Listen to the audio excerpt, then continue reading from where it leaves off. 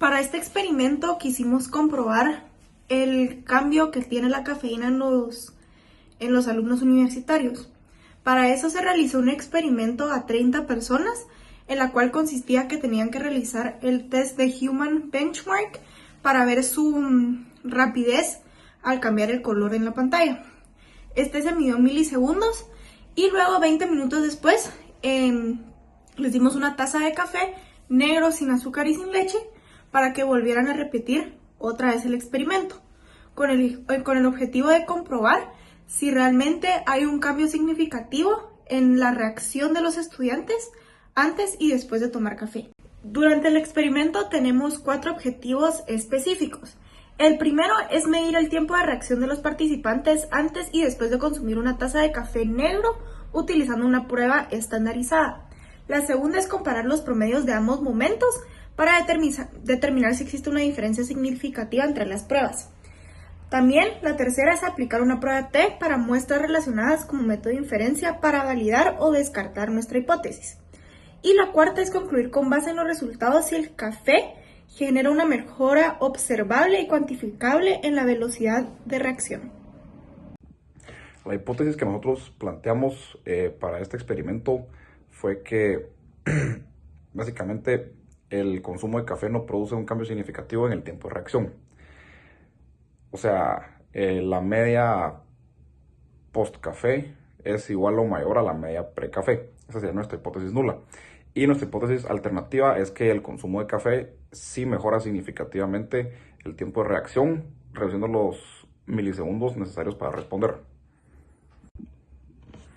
Para este experimento utilizamos un diseño experimental intrasujeto, o sea, con mediciones repetidas, donde cada participante actuó como su propio control. La muestra se compuso por 30 personas, que nos pareció suficiente para asumir la normalidad en la distribución de las diferencias y adecuado para poder calcular los promedios. Además, cada participante realizó la prueba de tiempo de reacción en el sitio, ¿verdad? O sea, enfrente de nosotros, utilizando una computadora, 5 intentos consecutivos y descartando siempre el primer intento, que fue como calentamiento para ellos.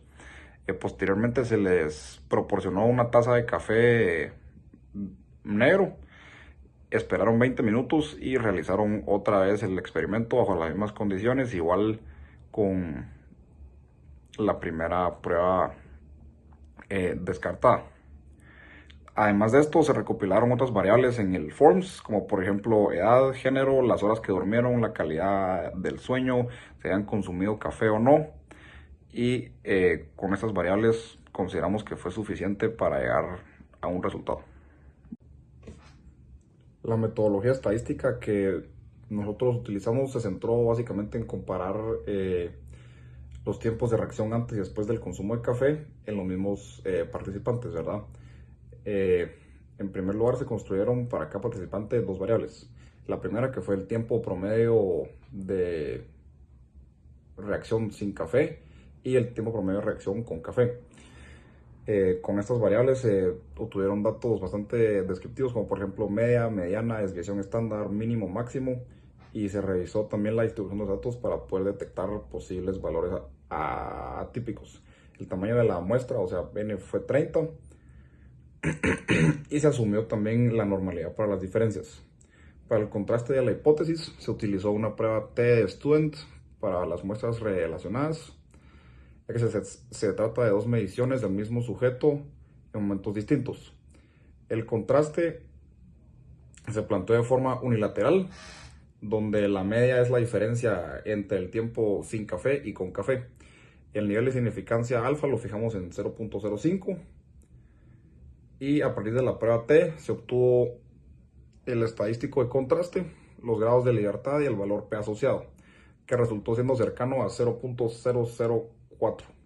Adicionalmente, se calculó la diferencia de media en milisegundos y su intervalo de confianza al 95%, lo que nos permitió cuantificar no solo si la diferencia fue significativa, sino también la magnitud del efecto de la misma. Y por último, los resultados pues interpretaron, que es lo que vamos a ver ahorita. La manera para encontrar los resultados del trabajo final de estadística fue, para empezar, nosotros hicimos una encuesta en la cual medimos los tiempos de reacción de las personas. Tuvimos un N igual a 30. Entonces hicimos el test con 30 personas antes de tomar café y después de tomar café. Antes de tomar café hicieron 4 intentos de reacción y después de tomar café hicieron otros 4 intentos de reacción. Lo que hicimos fue dividimos dentro de 2 categorías, antes de tomar café y después de tomar café. A estas 2 categorías, como habían 4 pruebas en cada categoría, porque fueron 4 intentos, lo que hice fue sacar la estadística descriptiva de las 4 pruebas a cada categoría, después sacar el promedio para la media, para la desviación estándar y para N, que N es 30, en todas las pruebas fueron 30, entonces saqué el promedio para media y para la desviación estándar para las pruebas de categoría antes de tomar café y después de tomar café. Al encontrar la media y la desviación estándar, ya pude meter los valores a GeoGebra, al test T, diferencia de medias, con la cual ya logré encontrar el valor de P, que fue de 0.0043. Gracias. Hablando un poco de la discusión de los resultados, en este estudio buscamos entender si tomar café ayudaba a que los estudiantes reaccionaran más rápido. Pues primero que nada revisamos cómo se comportaban los datos y calculamos medidas básicas como la media y la desviación estándar, al igual que como la distribución de las diferencias entre un sin café y con café.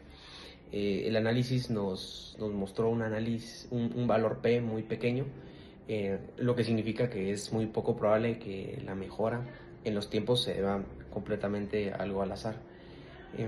Con un nivel de significancia del 95%, todo apunta a que el café sí tuvo un efecto real.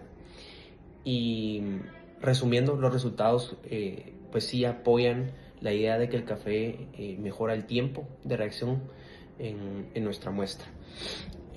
Esto coincide con lo que otros estudios pues han encontrado respecto al estimulante de la cafeína.